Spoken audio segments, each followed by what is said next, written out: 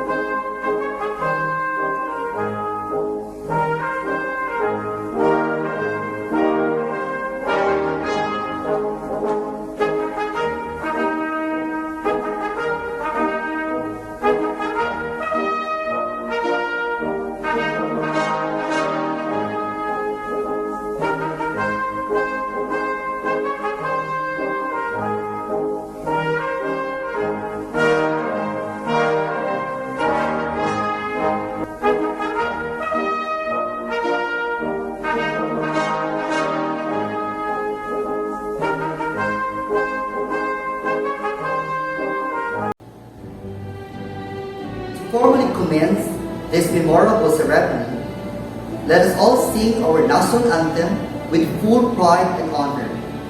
Be followed by a prayer as we give thanks to our Almighty Father for His grace and fortitude by a meaningful prayer.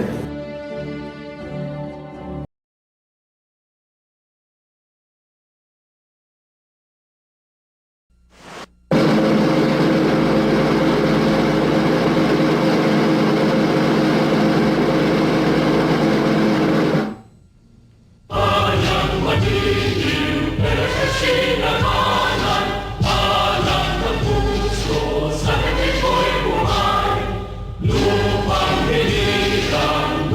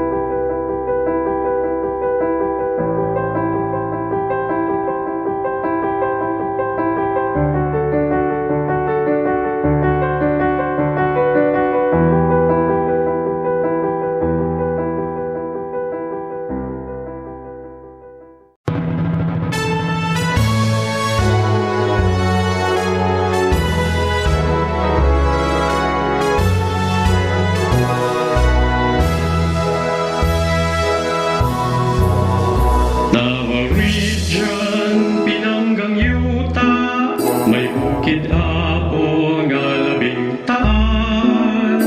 Haring agila na sudnong langgam, waling-waling hara sa kabulakan. May ulawan, haring durian, lubi ug saging, ugas lamian. Yutang tabunog, daghan ug nindog, nga kapangin ang mungilan. Ang naglangkob mga probinsya, mga nagbayang nakahiusa, may gituhan nga Dios, Davao de Oro, Davao Oriental, del Norte Occidental del Sur, Ciudad sa Davao, Panabotagong, Samar Island, Matiudigos, Davao region, gipanaligdan, mga bahanding kinaiyan, yutang ginahal sa Davaoenyo, magugibong mga tao. Garbo sa tanan ang Davao region, among yuta nga gipangga.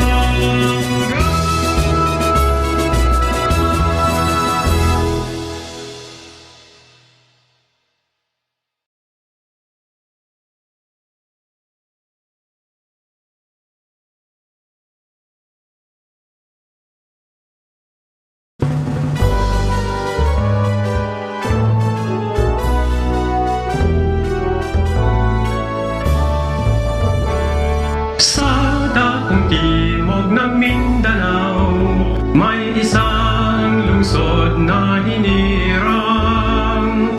Ang likas niyang kayamanan ay walang kapantay. Mga bundok, dagat, lupain, laging sagana sa pagkain. At ang magagandang tanawin, kadluan ng aliw. Mutyang lungsod ng Davao, sa iyong paglalakbay.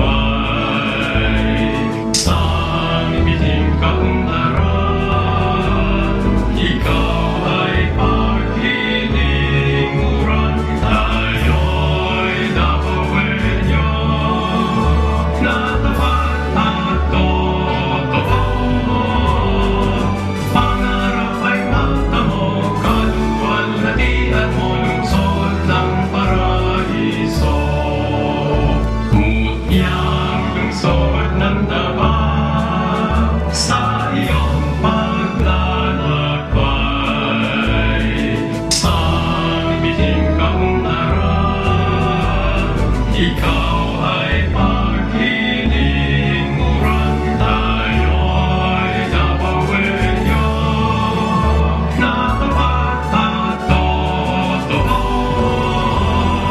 Pangarap ay matamo, kaluwalhatian mo, lungsod ng paraiso. Pangarap ay matamo, kaluwalhatian mo, lungsod ng paraiso.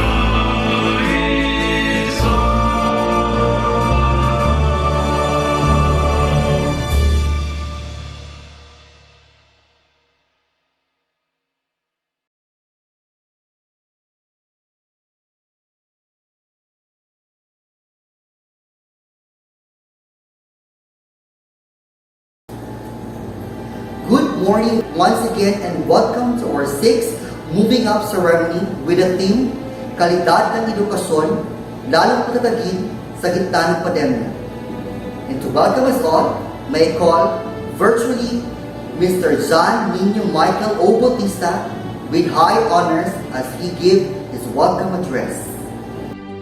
Good day to our beloved Principal, Mrs. Josephine Basilio, to our hardworking staffs and teachers, parents, friends, and my fellow grade 10 completers.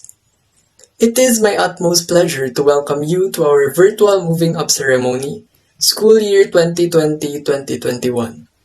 But before anything else, I would like to congratulate each one of us for successfully completing the 4 memorable years of high school.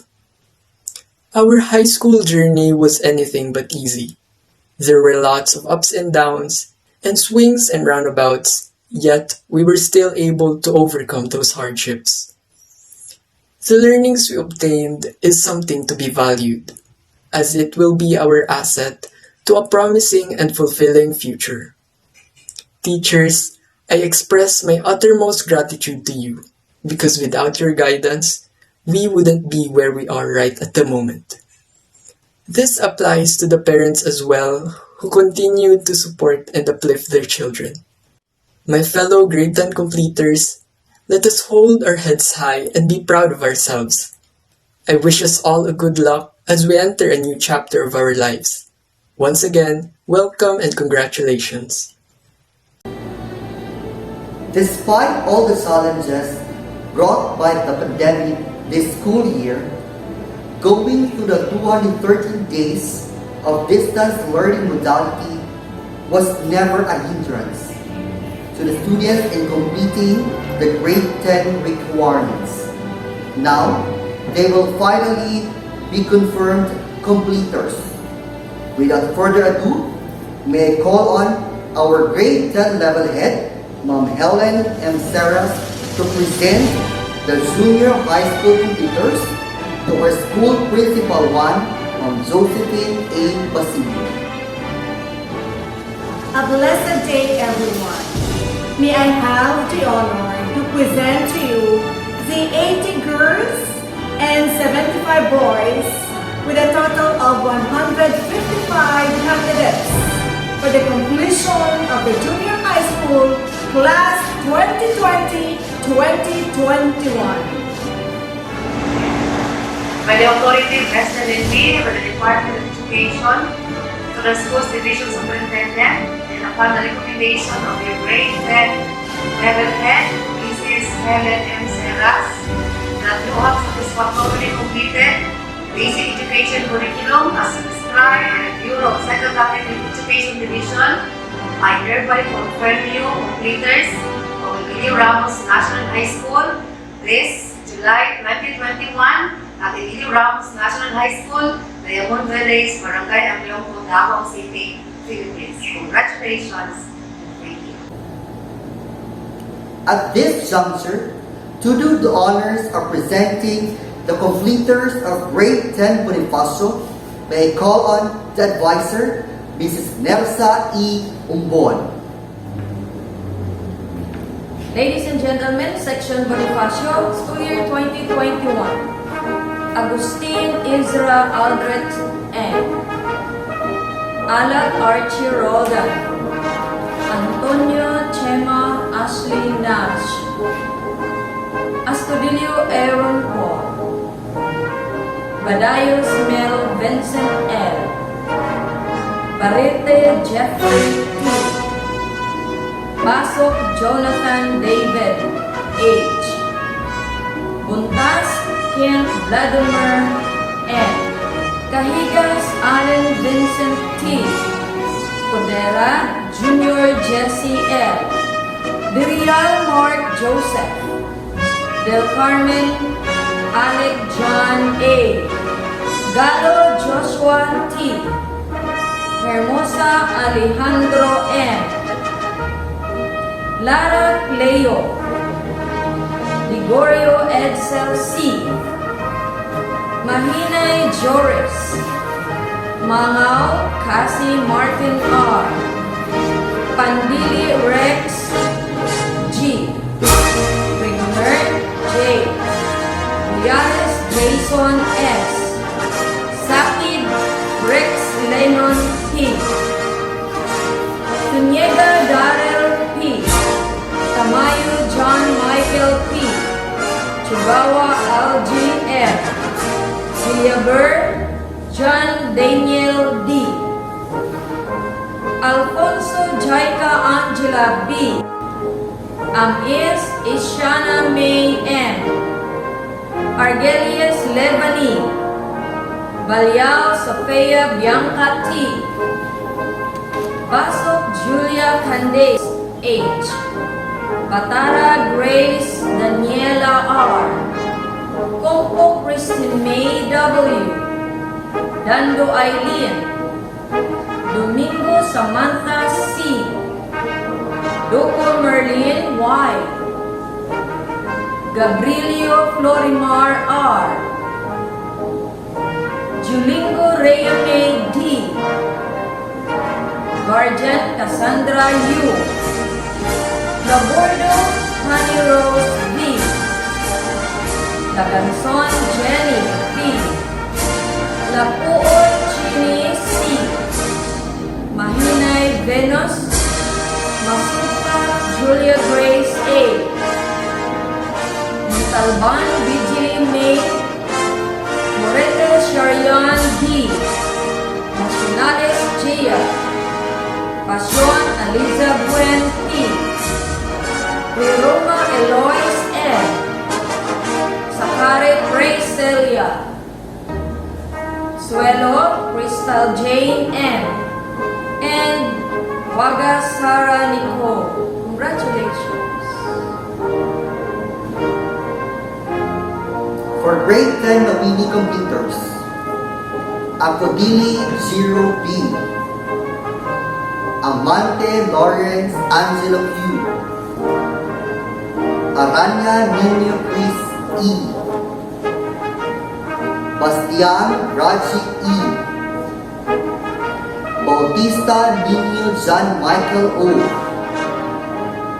Bernas Cedric Lee O,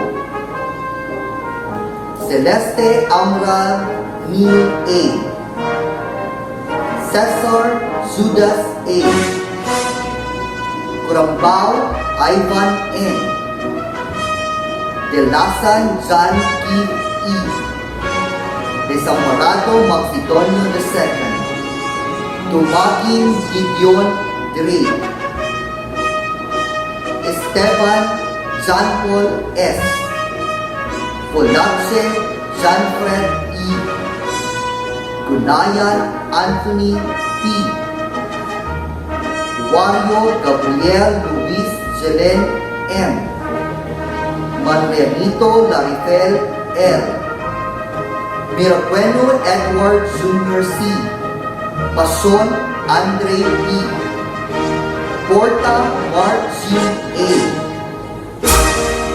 Portillo Norvin A, Romero John Leonard O, Sevilla Angelo Faye P, Soriano DJ P, Candina A. Juban M, Alaba Chiana May, Apila Jerlyn A, Aquino Almira C, Arocan Clarissa, Banjal Sofia Nicole P, Capote Christy F, Kayugyog Rona May S, Dali Rachel M, De La Torre Cherie P, Ed Chavez Honey Rose A, Edion Karil Kai V, Figueras Jedur Marie A, Quintocilios Tina Gwyneth C, Didato Alfil Beatriz L, Guerrero Eliza Jaren, Halo Rona Angela M, Isugan Angelica Janelle C, Makabudbor Nova B, Madrid Angela M, Monterondo Ian Marie Kirsten, Monta Rangeline S, Napole Patricia Nicole S, Plaza Maria Cecilia P, Pormento Trisha May S, Rada Selina Isabel A. Talamor Erica May M. Ordaneta Floriner G. Congratulations. Grade 10 result completers. Aligin Philemon I. Amper Ulrich C. Andresan Raven C. Bacharpa Mark Lawrence. Braga Mark Andrew A. Caballes Nathaniel R. Castor Seth Christian M. Kavan John Stephen I. Cruz Tumo V. Dueñas Ephraim J. C. Ibueza John Lemuel. Enrico French Mark A. Escudero Carlosenio Gerald S. Julio Gino Miguel L. Liagono Joselito R. Maumbas Marbury D. Moralde Ivan Colleen O. Nicolas Wintory Jr. G. Poplas Stephen Kurt I. Pandili Roy G. Rasiles John Denver S. Saga Jovan. Salinas Danilo M. Sapalaran Isa S. Aguilar Shansi Grace P. Alfanta Casey S. Amis Ishamay M. Angelia Glyce Marie. Avila Alia Nina. Basaka Lores Joy. Bayaton Juin Fahiza J. Joaquin Krista Delsa M. Polita Faith Leah C. Kuhaya Krisha A. D. Cueto Jimema S. Daro Trisha K. L. Dilasan Chari E. Inoho Heart Angel. Erma Kristen Joyce D. Ilbolingo Natalie U. Guardian Dorothy U. Ladaran Alina Fe C. Ligtas LV. Martinez Jelly B. Pilagio Dayan Grace C. Restauro Micaela L. Salmorin Ginevine V. Satore Juliana Altea. Suplente Angel Marie A. Talamor Shabana Jen T. And Danielo Eugene Juan. Congratulations! Congratulations, and once again, a round of applause to our junior high school completers for the school year 2020-2021. And now, let's proceed to our recognition of awardees. Like a gold from a liquid state, the gold is constantly exposed to fire and intense heat before it becomes a precious jewelry. Like our awardees for today who sacrificed and exposed to any adversities, you became the gold that you envision yourself to be of today. And at this moment, you deserve nothing but honor for the great labor and determination. Ladies and gentlemen, presenting the gold, here are the awardees to be presented by the grade 10 level head, Ma'am Helen M. Sales.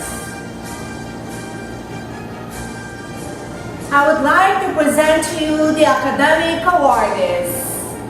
With high honors goes to Niño John Michael Bautista.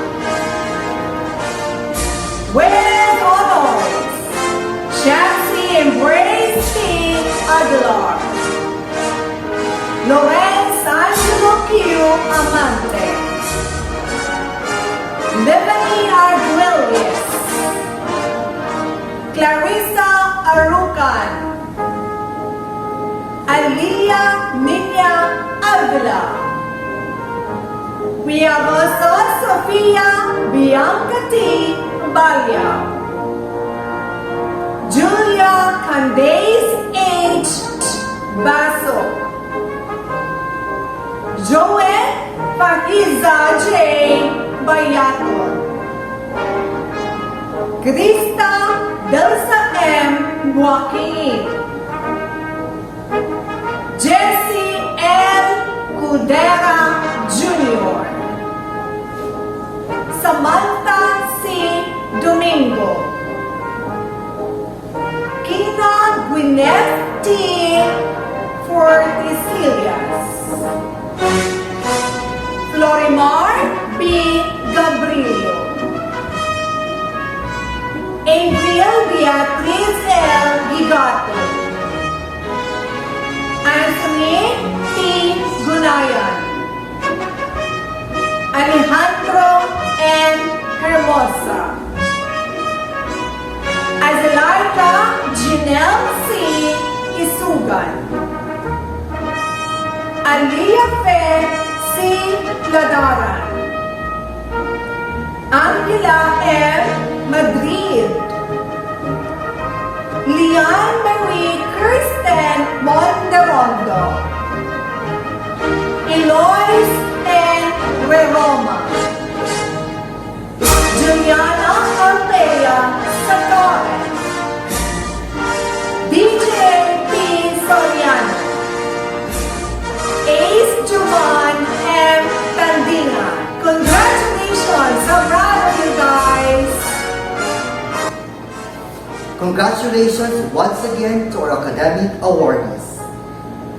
At this juncture, let's hear the messages from the Secretary of the Department of Education, Leonor M. Briones, followed by Dr. Ala G. Fernando, SASU 4, Director of Region 11, Dr. Reynaldo M. Giliana, SASU 5, Schools Division Superintendent of Davao City, and Dr. Winifredo E. Cagape, PSDS, Cluster 1 and 3 Head.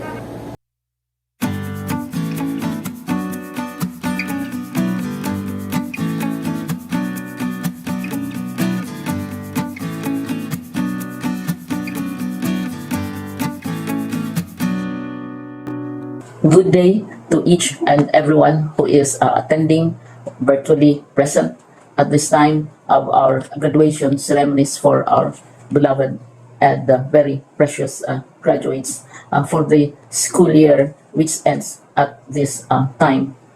First of all, I'd like to greet the parents and family members without whose sacrifices, whose reminders, and whose participation in the learning process for our graduates have resulted in this combination program.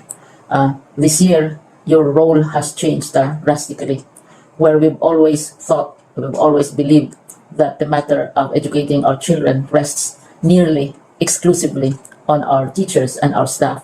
This time, you parents, you family members, you who are in the households of our learners have expanded your role and contributed to this wonderful day, wherein finally, our learners are graduating in this culmination exercise. So congratulations, because this year has not been very easy, has not been a picnic for our teachers, for our family members, as well, especially the parents, mothers, fathers, sisters, brothers, and all who have contributed to the achievement of our learners at this time.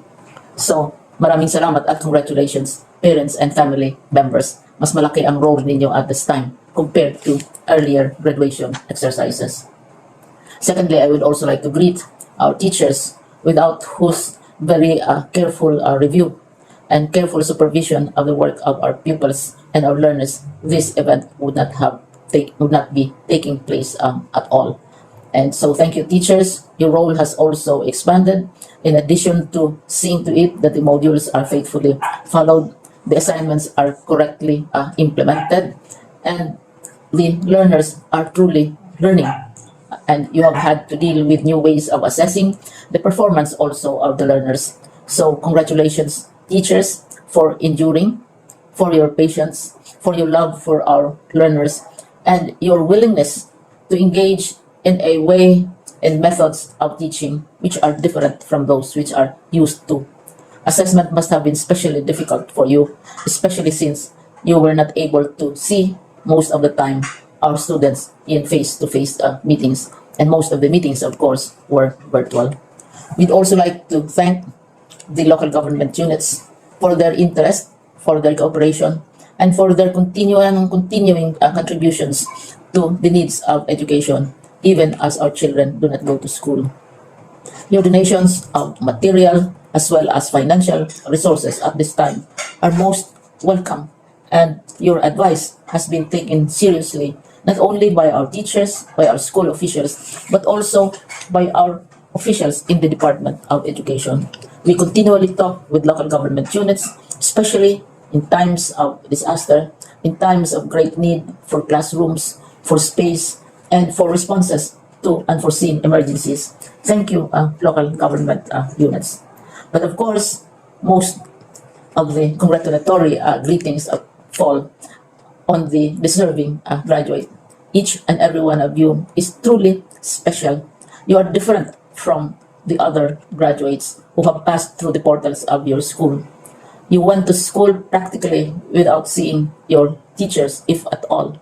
You went to school with your parents, your mothers, and your fathers hovering over your shoulders and seeing to it that you are able to complete your assignments. You are completing your studies at a time when examinations and assessments are different. You are culminating these long months of hard work at this time, even as you have to do family chores, even as you are distracted, and even as your world has turned upside down, and it seems and it appears as if we don't know what the future holds and what will happen next. But you have persevered, and now you are ready to graduate. And therefore, you deserve each and every bit of congratulations from us in the Department of Education, from your parents and family members, your teachers, from the officials in local government, as well as in the parent-teachers associations. You deserve each and every single congratulatory pat on your back, each hug, virtually, of course, and each greeting, which I am sure you are also receiving virtually. I don't know if you will remember this event many, many years from now.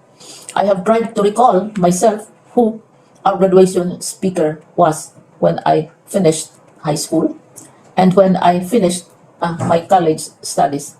All I remember is that the graduation speaker was someone important, someone who was invited because that someone is supposed to give a message. What was more important to us graduates at the time was the excitement of the celebrations, the happiness and the joy of our parents, the sadness of parting from our classmates and from our teachers, and the enjoyment of all the graduation events that usually take place come commencement day. When I was a college student, we had a series of events which were designed to embed in our minds, which were designed to help us remember and not forget our days in college. We would spend one whole day going around the campus, visiting the classrooms, saying goodbye to our teachers, and sharing memories. We would have bonfires to say goodbye to each other. We had baccalaureate services where we committed ourselves to God and we prayed for guidance when we go out into the world. So many celebrations, and the speaker, of course, is the least important and easily forgotten component of the graduation exercise. Nonetheless, I will exert all efforts to share with you what I see are things or issues which a graduate should remember and recall. I have said that you are very special. You are very different. You are pioneering. There has been no other class like your class. There has been no other graduate like you as a graduating student because you are the very first graduate of the blended learning response to education in the Philippines. And so you ask yourself, what awaits you in the world outside? You can either work because the kind of curriculum you survived and underwent as a student will enable you to go to work if you wish to go to work. Some of you will proceed to further studies, and this would be a wonderful thing because there are many opportunities for further expanding your knowledge, for further answering and looking for explanations of issues, events that make you curious, especially in science, in technology, and also in the arts. So you can work, you can go to further studies, and perhaps some of you will settle down, hopefully not too soon, so you can pursue what you really want to do. So today, this is why we call this exercise a commencement exercise. It's not the end of our studies. It's not the end of all our efforts with blended learning, with modules, with floods, with earthquakes, and of course with COVID. It's a commencement of doors opening to you. More doors will be opened because you are a graduate.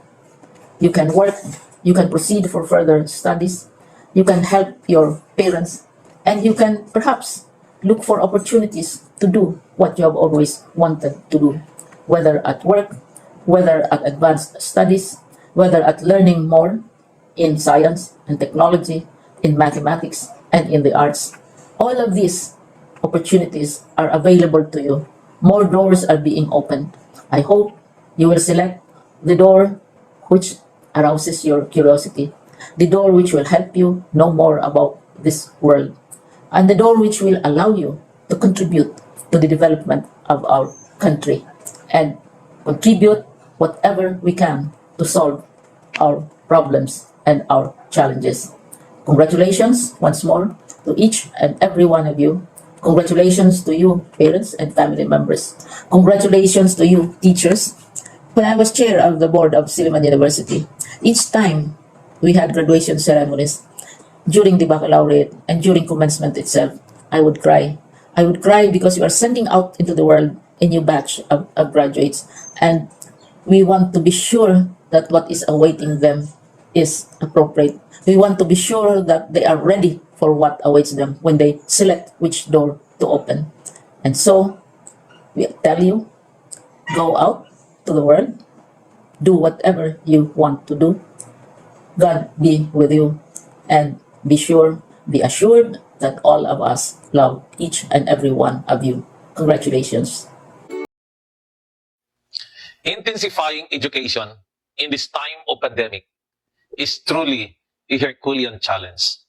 We have been strengthening quality education over the years, but we are now confronted with the new normal where we need to change learning modalities and strategies swiftly. Making them responsive is even more challenging, not to mention exciting. Dear graduates and parents, the school year 2020-2021 will be written in two different ways in our history. One would be a story of resilience. The other would be accounts of discovery and creativity. No matter how we look at each story, we are faced with a puzzling truth of survival and success. Yes, we have survived 1 year of no face-to-face interaction inside the classroom.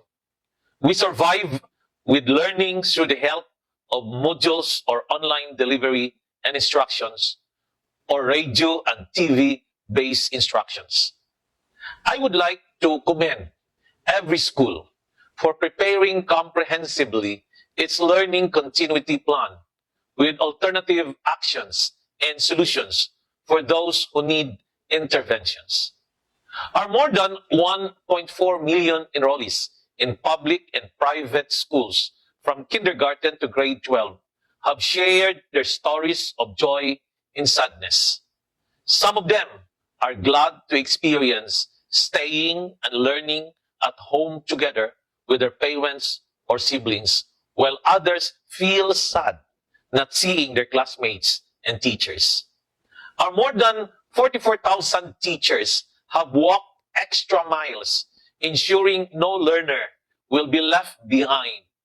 I commend their sacrifices, hard work, and a lot of creativities. They innovated and unleashed their potentials in this time of pandemic.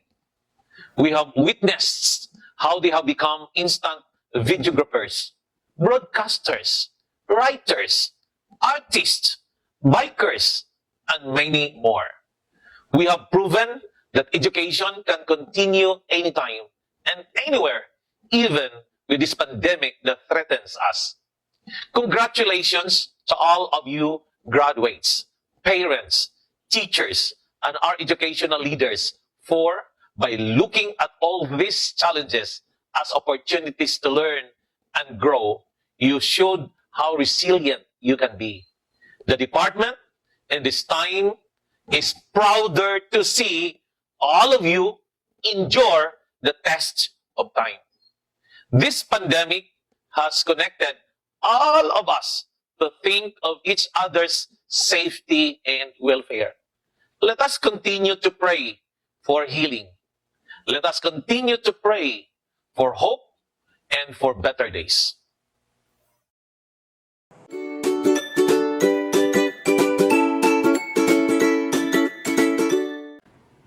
To the school head, teachers, non-teaching personnel, parents, other guests, and the stars on today's occasion, you graduates of SY 2020-2021. Good day to all of you. Education is the most powerful weapon which you can use to change the world. Nelson Mandela once opined, education is the greatest tool all of us can maximize to make a difference in the lives of the people. Education is a passport to a better future. With education, one can significantly contribute to building the nation. Education remains as a constant pursuit for knowledge and wisdom in spite of the uncertainty of the times. The continuous delivery of education has been one of the challenges brought about by this worldwide pandemic. We, as educators, persevere to fight for the education of our children. COVID-19 may have spread its malediction worldwide, but it could never dampen the spirit of hope among the Filipinos who continue to fight for life in response to the need of our learners. The Department of Education, Division of Davao City, geared up for different learning delivery modalities for school year 2020-2021. While most of the workers have been working from home, our students have also been learning from home. The present time has seen different modes and methods of delivering education in lieu of the traditional face-to-face classes. Various modes of education include modular approach, online classes, blended learning, television and radio broadcasting delivered through asynchronous sessions, and others. All of these different modes of learning deliveries, methods, and platforms have one goal: to ensure the continuous delivery of education among the students. It is the primary aim of the schools division to help provide quality education for all learners who belong to diverse cultural, economic, and socio-political strata and society. Throughout the years, the Department of Education has continued to implement its core function of ensuring access to promoting equity in and improving the quality of basic education through various learning institutions and educational programs. And so with some relevant partnerships with local and international stakeholders. The Department of Education thrives by its mandate to be the formulator of the education processes, policies, and system in the Philippines. At this juncture, let me thank everyone who helped in making the continuous delivery of education possible. To the teachers, for your unwavering dedication and selfless hearts for service, for educating the youth, this commendation. To the parents, the achievements of your children will not be realized without your love, sacrifice, patience, and guidance. The graduation ceremonies would not be possible without your constant support and assistance. This graduation is not only an occasion to celebrate the milestone and achievements of your sons and daughters. This is also the moment where you, dear parents, should be honored. To the graduating class, congratulations. With the grace of God, your courage, determination, and hard work paid off. Use your education to excel, inspire, and most importantly, render your talents for the welfare of the nation. As the hope of the nation, you have the responsibility to keep the light of knowledge burning for all the time to come. One day, some of you will lead the nation, as others will have continued the perseverance to serve the country through their chosen profession. Never forget to be grateful to God for all the blessings you have been given. Do your best in everything you do.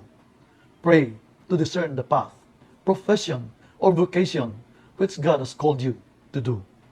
Pray for the strength to do your calling, your mission. As you leave the portals of this institution, do not prepare for college only, for the next step, for the next chapter of education. Remember to study and work with faith, hope, integrity, honesty, passion, diligence, and dignity, and the spirit of altruism. In the future, once you have finished your studies, remember that giving your time, talents, and service to your respective communities in your chosen field is a way of giving back, of bringing positive change to society. Again, I would say education is the most powerful weapon which you can use to change the world. Daghang salamat and mabuhay tayong lahat. Knowledge is power. Information is liberating. Education is the premise of progress in every society, in every family. Kofi Annan once a pine. To our Schools Division Superintendent, Dr. Ronaldo M. Galiena. To our Assistant Schools Division Superintendent, Dr. Jinky B. Ferman and Dr. Marilyn V. Doyo. To the respective school heads of clusters 1 and 3 of this division, school teachers, administrators, non-teaching staff, parents, graduates, students, and stakeholders, a blessed day to everyone. Education is one of the most important gifts a person will have received in a lifetime. Education enables a person to be holistically prepared to face all that life has to offer. Education serves as inertia for any individual to figure out their passion and to hone all their graces, for them to be able to take up their individual needs in society. Education involves a lifelong process of growth, which can only be attained by all those who are fearless enough to take up their loads, create concrete actions, rise up from failures, share their light to all, and place success as their aim goal. At present, we are currently facing one of the greatest challenges in educating our learners, the COVID-19 pandemic.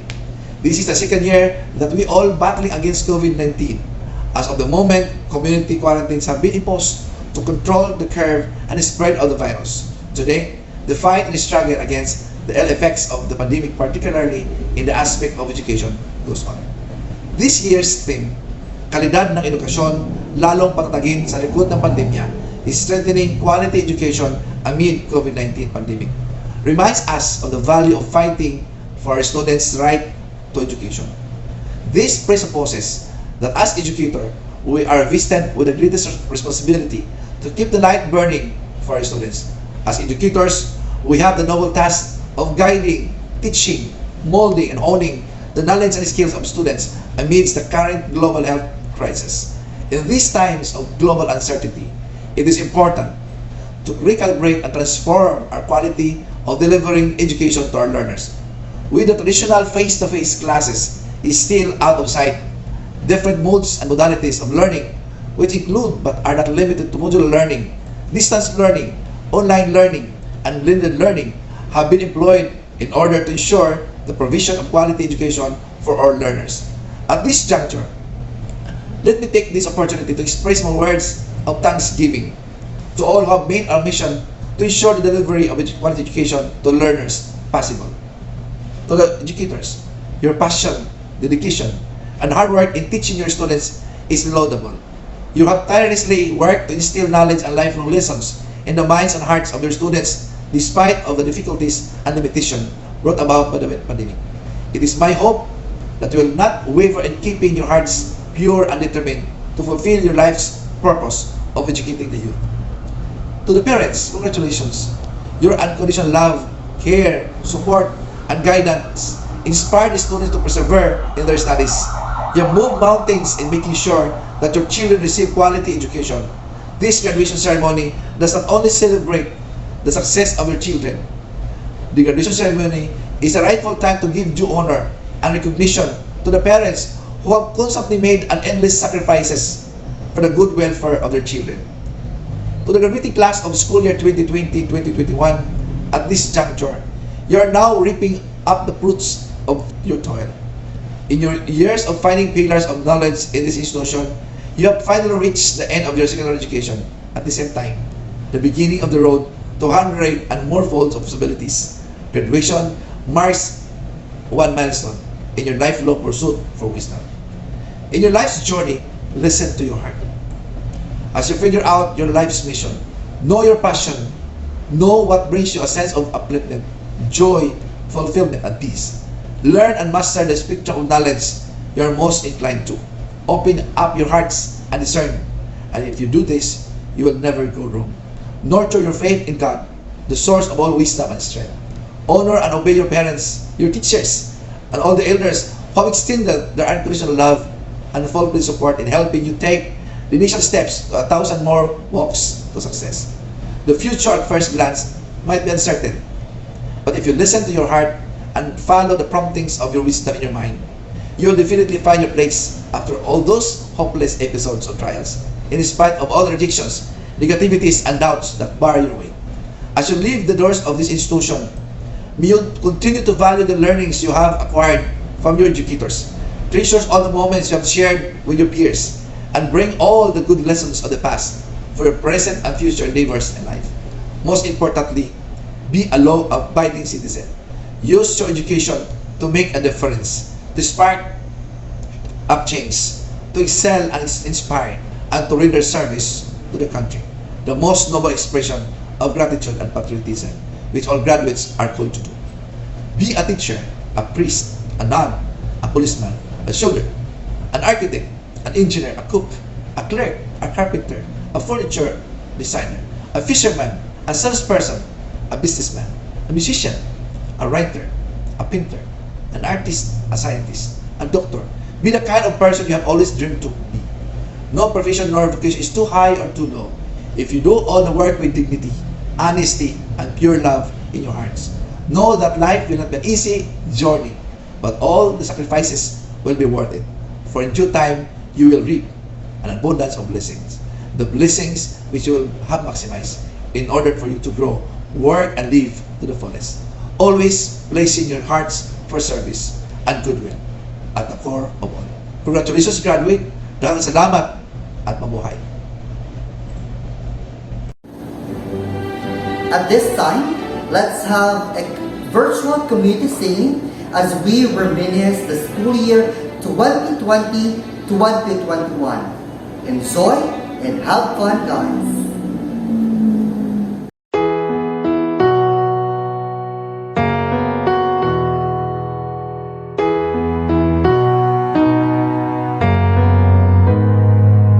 We might not be walking across that stage with the cameras flashing, they've been waiting on our day. It's been a journey, hasn't it? I wouldn't trade a moment. No, I wouldn't change a moment. I'm who I am because of you. Whether we've known each other our whole life or just a year or two. And I'm grateful for the time we put in, getting us to this moment, so we could get to this moment. We may not be throwing our caps in the air, but our spirit will rise anywhere. Remember our hallways filled with memories and friends. I wouldn't trade a moment. No, I wouldn't change a moment. I'm who I am because of you. Whether we've known each other our whole life or just a year or two. And I'm grateful for the good and hard times we've had. They'll get us through life's moments. Yeah, they'll get us through life's moments. Hey,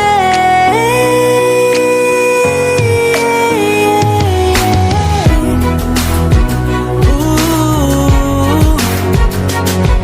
If you're over there feeling a little scared about your brand new start, don't get discouraged. Keep showing your courage, 'cause that's who we are.